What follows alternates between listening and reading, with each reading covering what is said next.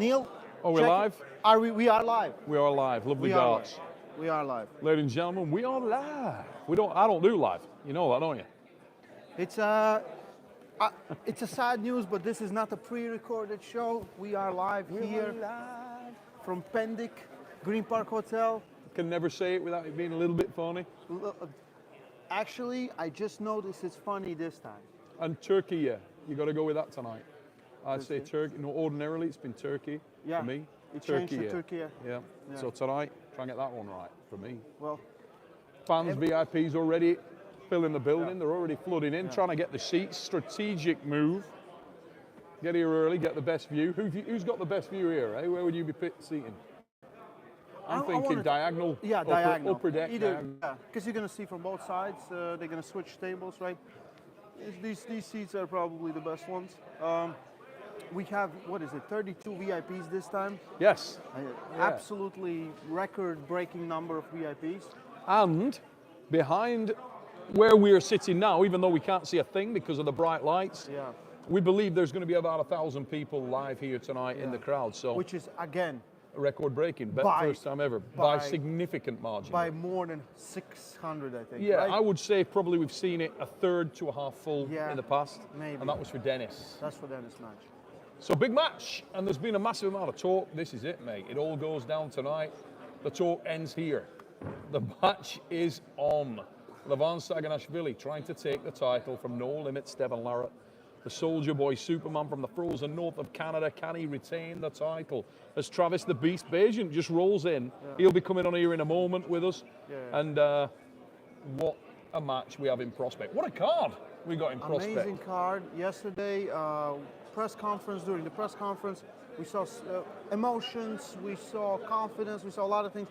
I want to pick on something. Let's go. Because both Devon and Levan gave each other a gift like they're both babies, right? Yes. One was diaper, one was pacifier, right?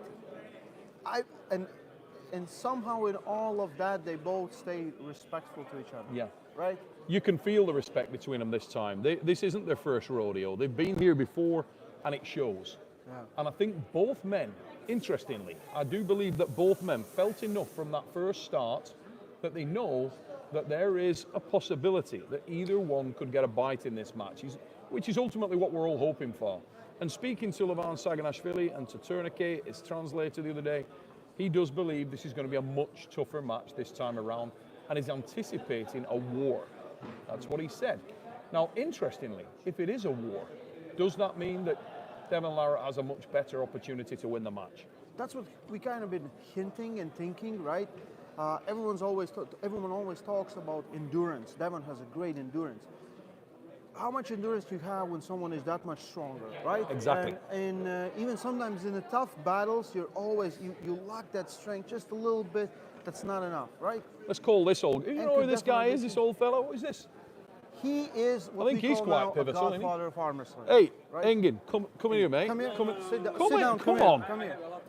2 minutes, come on. I have a lot of things to do, and he's here public's looking away. at us.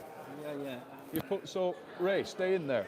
Engin, this is it, mate. Showtime. The night has come. This is the biggest card you've ever assembled, the biggest card you've ever put together. The people have shown their appreciation Travis of it is clearly. asking for the bag. I'll hold the bag.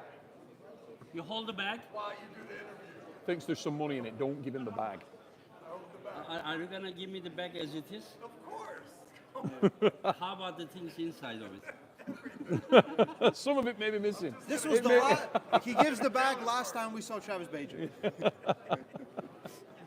So, Engin, is this what you expected? Where's your nerves at right now? Obviously, there's a lot of things going through your mind before this thing goes live. I don't have time to think or like look at the things from outside. I only have things to do, and I need to do them. So, like, I don't have time, like, as I expected or not. I don't have time for that. I only focus on that everything needs to go smoothly. Hopefully, time to breathe a little bit when this thing's done. Yeah, another week it will continue. Other things to do after the event, and then yes. Outside of the main event, which is obviously the big one, what's your personal favourite match on the card? I told you, Nukzari. You really think that's your best, what, the favourite? Yeah. Wow. That's a big question mark. Yeah. And Margaret is his opponent. Yeah, so it's going to be. Margaret is incredible. Zari is incredible. We will see. We will see. I mean, Marharin has proved much more than Zari Yeah. proved, but you never know.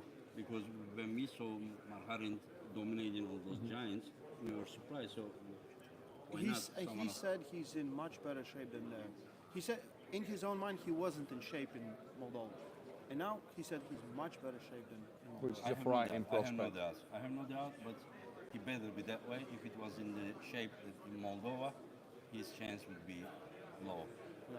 But I'm sure that his shape is right now better, and I think it's a very evenly good match. I mean, I won't be surprised in any case. In fact, on the paper, Marharin looks favorite. As I said, he has proved more. He has beaten guys like Revas, Kadirgali Ongarbev, Yordan Tsonev, Dizeranov, Alex Kurdecha, Rustam Babaev. You know, I'm sure many of them are Revas, Yep. John Brzing, Sandri, Sabin.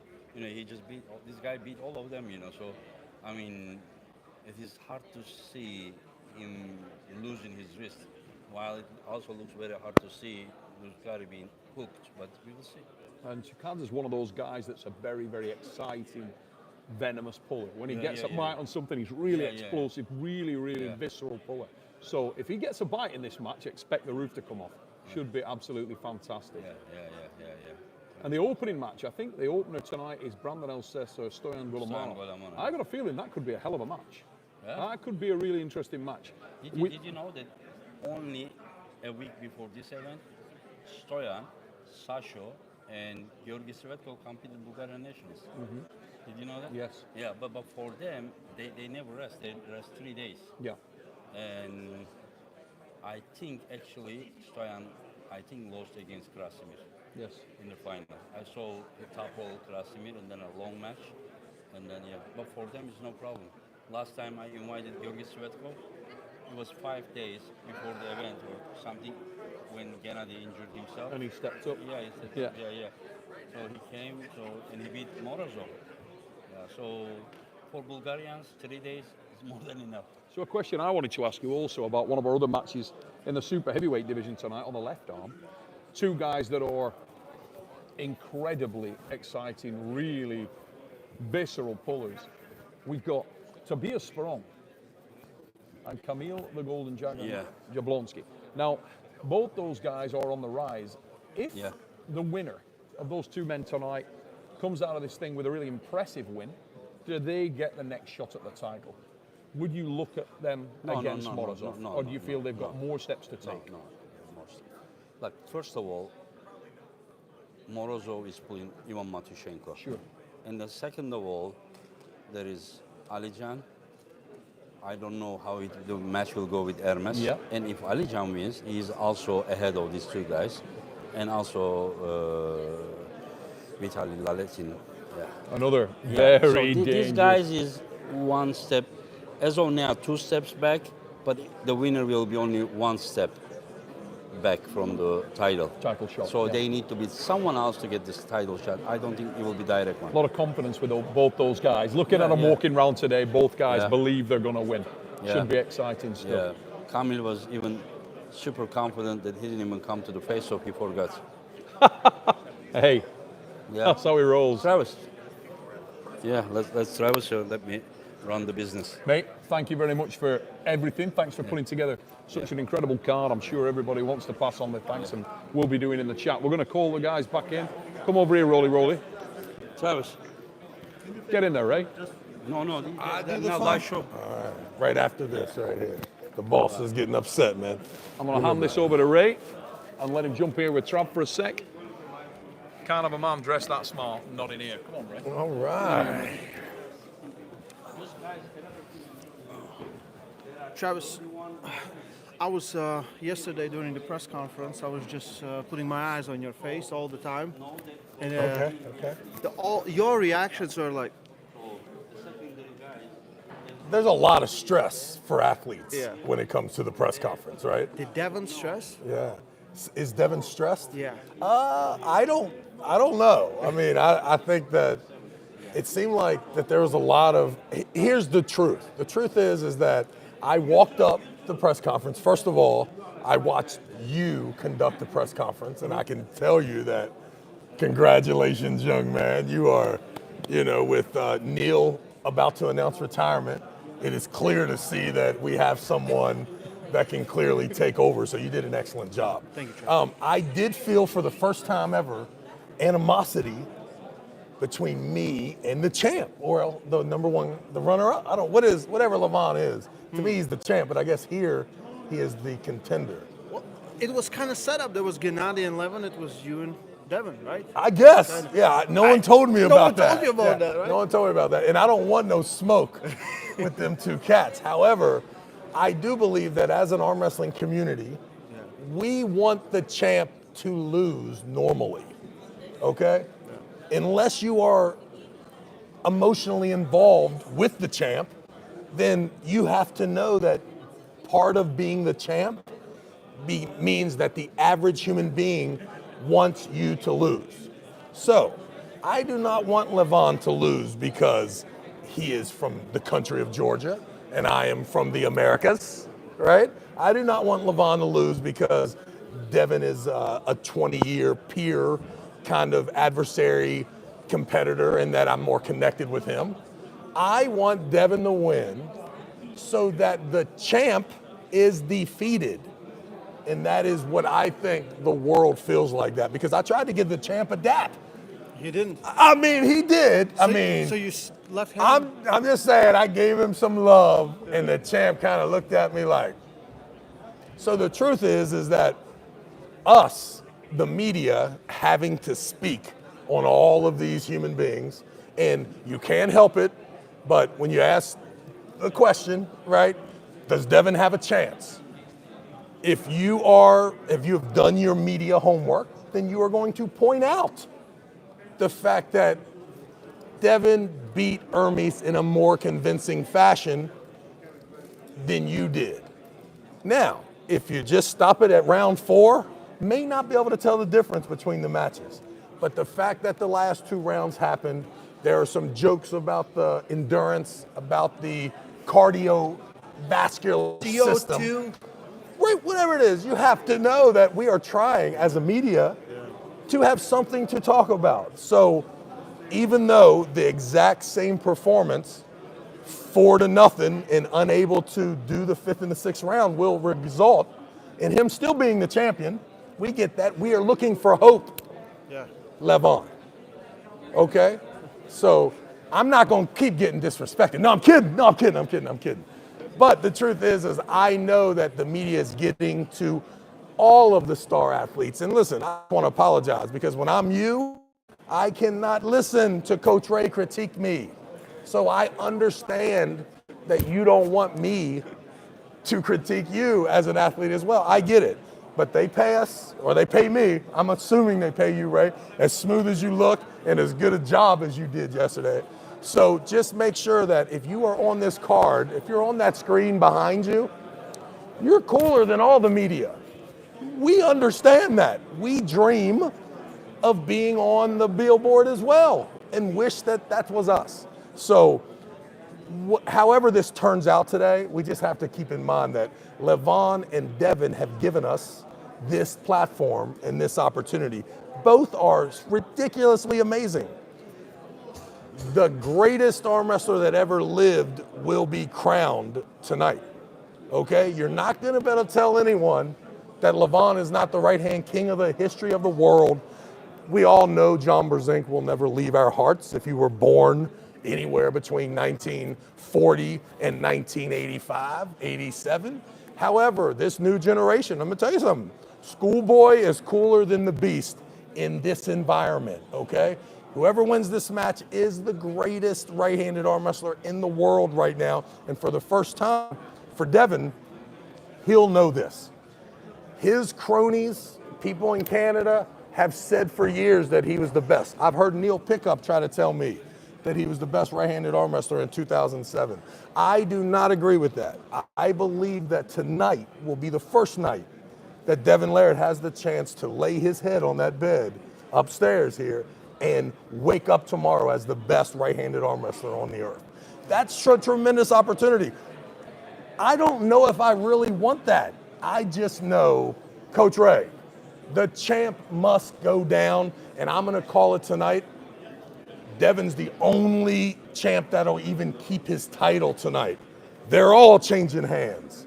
Hopefully, Devin Larrett can be the one that keeps his belt, even though we both know that he is the underdog in this match, okay? So I just wanted to get that clear. Yeah, there's Just got to remind you, you do know the GOAT is pulling tonight. Mendigas Teleceitis is here. Mendigas is here, listen, and I have said it before, what an outstanding Are you a person. fan?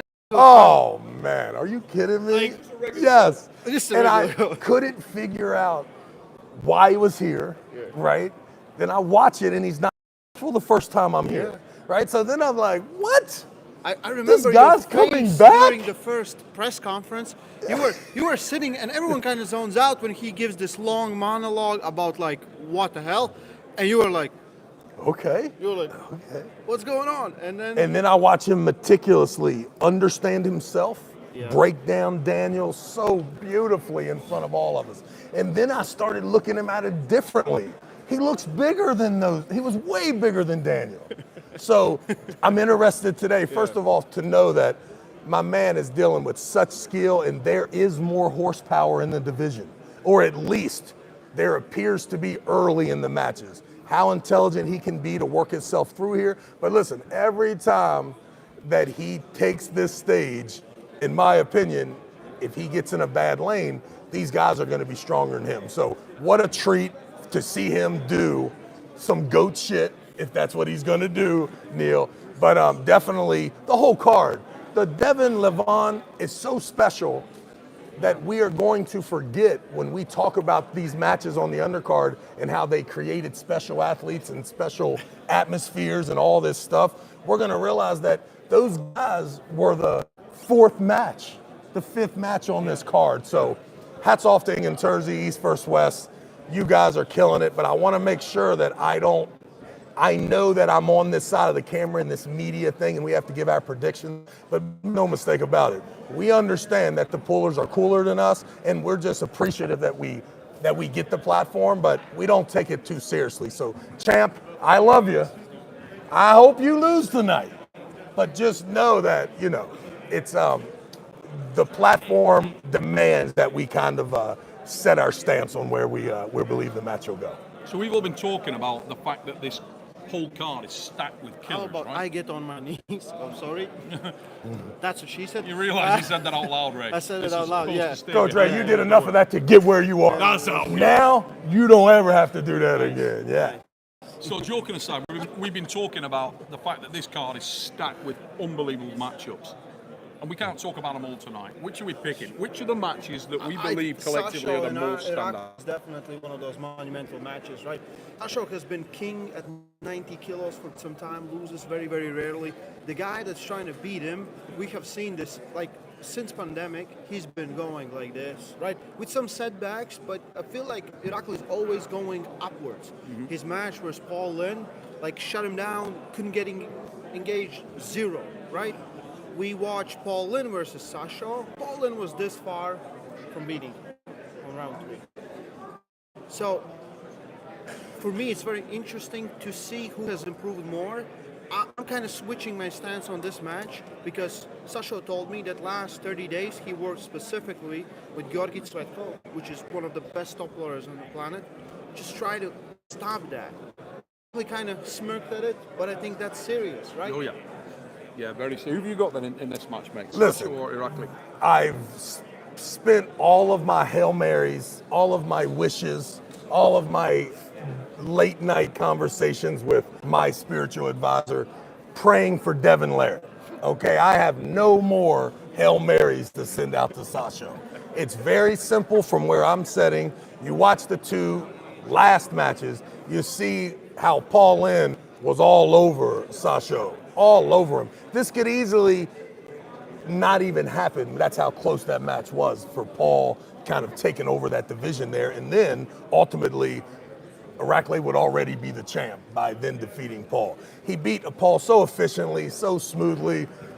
Listen, I don't have time to dream and wish up some scenario, it looks like Irakli will be not only the king of this division, but I believe every time I see him, he looks better, he looks smoother, he looks harder, sharper. So big Irakli fan. I don't see a lot of adversity here.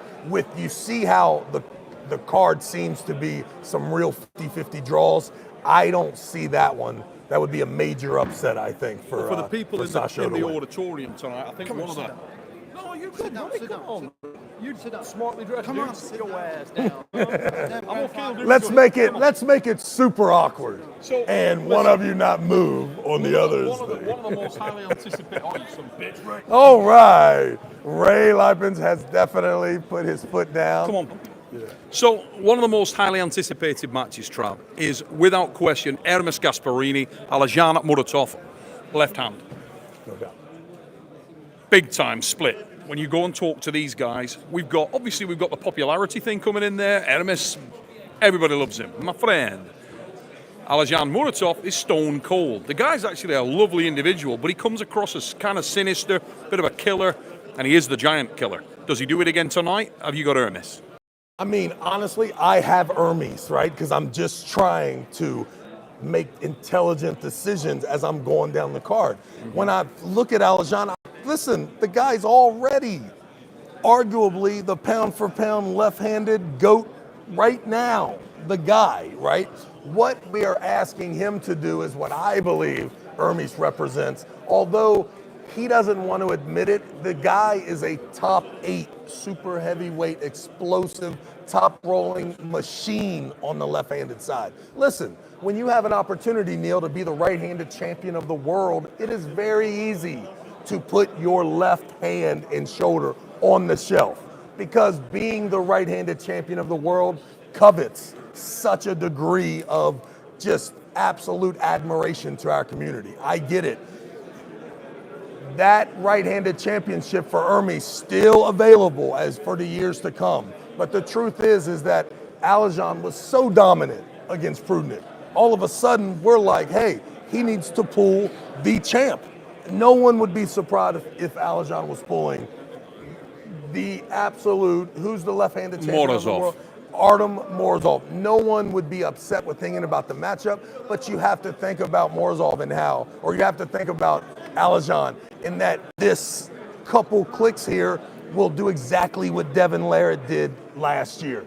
You get matches that are unbelievable and people kind of look over them, and then your resume is built to the fact that left-handed arm wrestling, if Alajan is able to win, his matches will be, from then on, a 100% needle mover and a way to be a super heavyweight, the headline match I think we're looking at.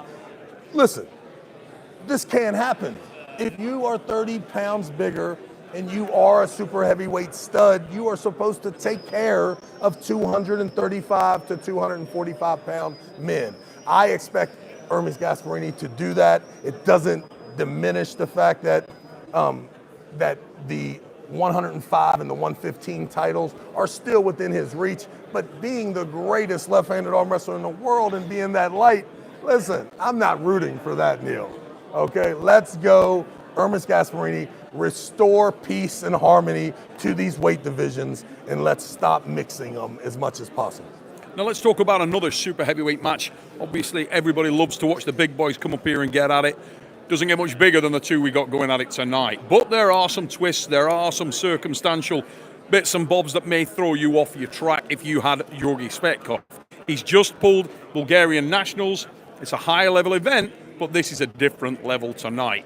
The guy he's going against is arguably the biggest man in the sport right now. Alex Kadetcha, a walking titan. The last time we saw him here at the last event, he was on the right arm, and it was an incredible showdown. Do you see the same tonight, Trav? It definitely has the setting for it, right? We're going to see Georgi. He's got a great hand. He's got a great setup. And every single time he's in action, his opponent's hand and wrist is in fact compromised, right? Now we go back to the match not even 2-3 months ago, and we have Alex there who showed us this guy can fight, he can dig in all angles. So there's no doubt that if Georgi Excuse me, brother. If Georgie is, if Georgie Extreme is close-up able of that to VIP get- fan. Yeah, if Georgie's able to get a hand in wrist position, then listen, it's a no-brainer here. Georgie is definitely the gateway. If you want to be a super heavyweight contender, you have to pull in awkward positions on the table. Georgie's going to put Alex in some awkward positions. When I got on the plane from Washington, D.C., to me, a super 50-50 draw. I get here and I see Georgie kind of hobbling around. Yeah, these are the circumstances. How big of an issue? How big a problem? With the foot, and I think about the fact that he's, definitely capable of over top rolling. We saw that with Jerry Caderet. We wish kind of he could stand up, balance himself, get behind the hand. Doesn't seem like to be a big movement for him. He's kind of straightforward. He's going to stay outside and try to top roll. Alex just needs to fight it. Once I saw the crutches kneel, it kind of tiptoed over here. I'm saying 65% of my soul now thinks that Gradecka will walk out of here. And listen, with a win here, you start putting your name right up there at the top where you're waiting for that phone call from Engin or from the king of the table as to a possible title chance. So I think Alex has a better opportunity with a dominating fashion, but either one able to get out of here 4-0 and more or less take over, definitely got to be in consideration to see Hermes and then see a chance at either the big guy or Devin Larry. Let's drop down a weight class, mate, and go to the heavyweights. We got sort of the light heavies tonight. We got an incredible match on paper between the MF chef from Latvia, Sandris Panzeršeris, and he is facing a guy that we just see go against your countryman, Todd Hutchins, Ibrahim Sagov.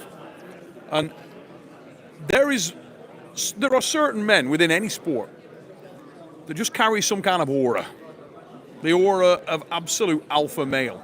And Ibrahim Sagov is that guy. This fella comes and stands near you, and you can feel how strong he is. He is an absolute weapon of an individual.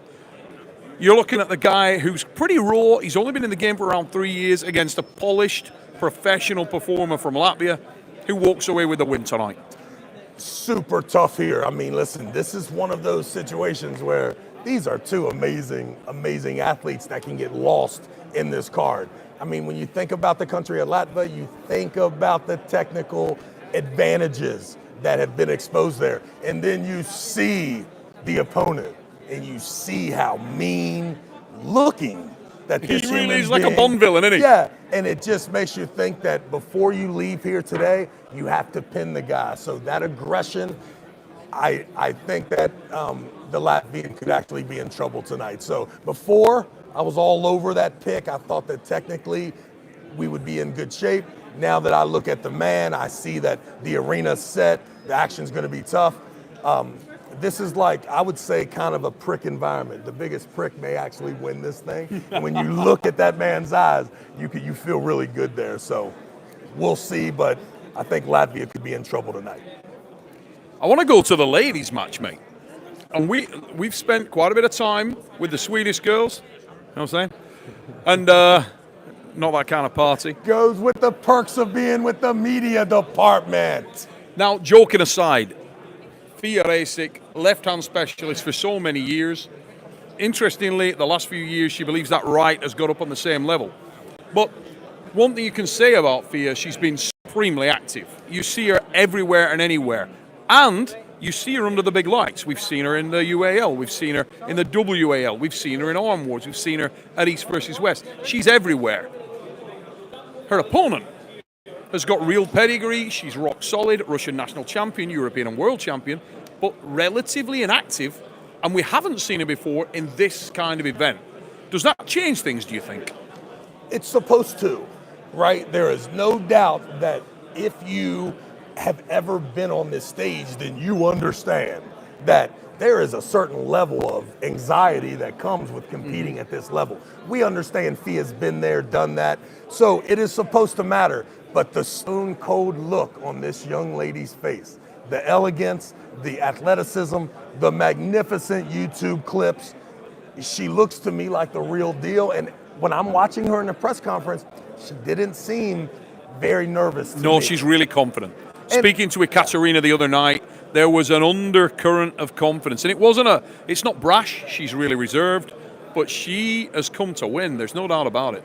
Yeah, and maybe too, the portrait that is being pictured is that this lady is somewhat robotic when it comes to her emotions. And then I got to actually listen to the interview with her and Coach Ray today. And then you see just an outstanding person who loves the sport, understands all of the nuances with the competition. She had a great response about Devin and Levon. So you start to humanize it and you realize how lucky we are in the sport now to have these two women so skilled, right? Yet give the appearance of such tenacity at the table. And listen, these are the girls that you could see 3 or 4 of these matches being a part of every one of these promotions just because of the buzz that comes around these young ladies. So super excited, I know, for women's arm wrestling. And for these two, I really feel that the Swedish camp, they really feel dominant fashion. But after watching the video, seeing the person,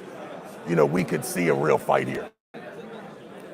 Fioresk, supremely confident the last couple of days. Today, when she's walking around the venue, she appears to be feeling it a little bit. She's been a little bit aloof, not been hanging around with the rest of the Swedish team, clearly locked herself away a little bit, but I think she's the girl with the experience, and tonight it could be all about that little nuance. I think with this massive crowd here, it's starting to fill up now. We're still about an hour before start time, and we must have 400 or 500 people in here in and out already. So I do believe it's going to be an environment for Nikishiva tonight. Hopefully she can hold a nerve. I see that match going a little bit ugly. I think both girls are going to rush it a little bit, and I think we'll end up in a bit of a dogfight. We've probably got time for one more, Trav, and I wanted to Let's definitely, listen, you think about the magnitude of this event and the fact that we have a guy competing tonight that, listen, a few inches, right, a small pound or two pressure here, and Michael Todd is headlining this event, right? I'm talking about a guy who has taken on everyone, and it has been so close. We saw his match with Ungerbayev, so close, right? And then we got him locked in this card here.